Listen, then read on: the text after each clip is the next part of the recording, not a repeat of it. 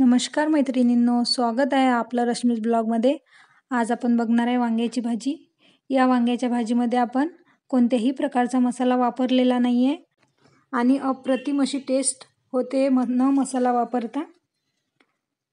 चला तर खूप साऱ्या अशा टिप्स आपल्या या वांग्याच्या भाजीत देणार आहे मी तुम्हाला। इथे आपण आता हे 2 किलो वांगे घेतलेले आहेत। मी कापायच्या आधी धुवून घेतलेले आहेत, नंतर नाही धुतलेले। तुम्ही बघू शकता एवढं तेलामध्ये मी मोहरी टाकली। छान अशी तडतडत आहे मोहरी, म्हणजे आपलं छान असं तेल तापलेलं आहे। त्याच्यामध्ये आपण 3 कांद्याची पेस्ट टाकणार आहे। मिक्सरमधून काढून घेतलेले आहेत मी 3 कांदे बारीक। हा फक्त कांदाच टाकलेला आहे मी तेलामध्ये, फक्त कांद्याचीच पेस्ट टाकलेली आहे। आणि आता याच्यामध्ये आपण शिमला मिरची टाकली थोडीशी। शिमला मिरचीने वांग्याच्या भाजीला छान टेस्ट येते। याच्यामध्ये मी थोडंसं लसूण जिरं टाकलं, माझ्याच्याने व्हिडिओ नाही घेतला गेला त्याचा।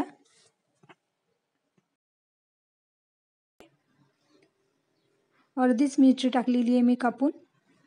तुम्ही बघू शकता आता कलर कसा चेंज झालेला आपल्या कांद्याचा। आता त्याच्यामध्ये आपण छोटी वाटी तिखट टाकून घेतलेला आहे। तुम्ही तुमच्या आवडीनुसार तिखट टाकू शकता भाजीमध्ये। आता त्याच्यामध्ये थोडीशी हळद परतून घेऊ आणि त्याच्यामध्ये थोडंसं आपण धनिया पावडर टाकलेली आहे 2 चमचे।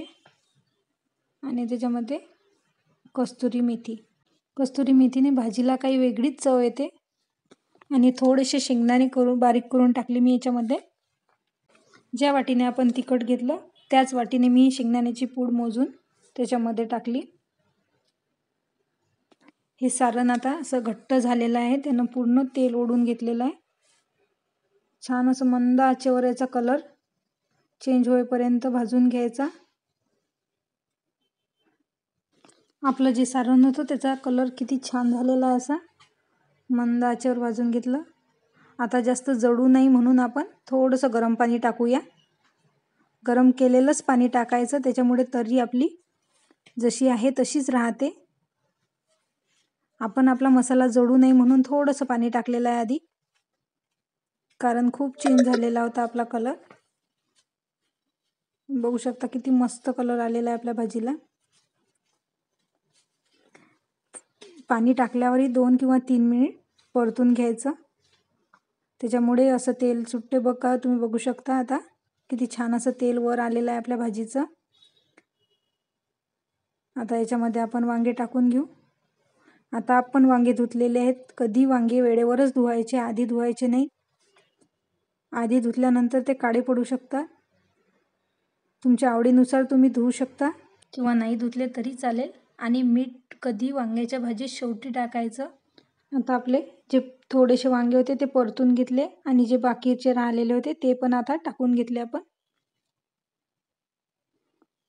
आता आपण हे सर्व एकजीव करून घेऊया आणि याच्यात थोडं थोडं करून गरम पाणी सोडूया।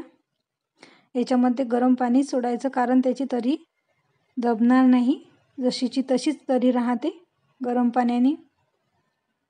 आता एक वाफ आलेली आहे, आता परत थोडीशी एक दुसरी वाफ येऊ देऊ। तोपर्यंत आपण बघू शकतो आपलं मस्त गरमागरम असं वरण तयार झालेलं आहे। ही आहे आपली कैरीची चटणी। याचा फुल व्हिडिओ तुम्हाला माझ्या ब्लॉगवर पाहायला मिळेल। मैत्रिणींनो, तुम्हाला माझ्या रेसिपी आवडत असतील तर सबस्क्राईब करायला विसरू नका। चला तर आता ही आपली बाटी तयार झालेली आहे आणि आपले लाडू पण असे तयार झालेले आहेत। आता ही भाजी शिजलेली आहे आणि आपण वाढायसाठी काढलेली आहे। तुम्ही बघू शकता आपलं तेल काहीच खाली दबलेलं नाही आहे, सर्व तरी वर आलेली आहे।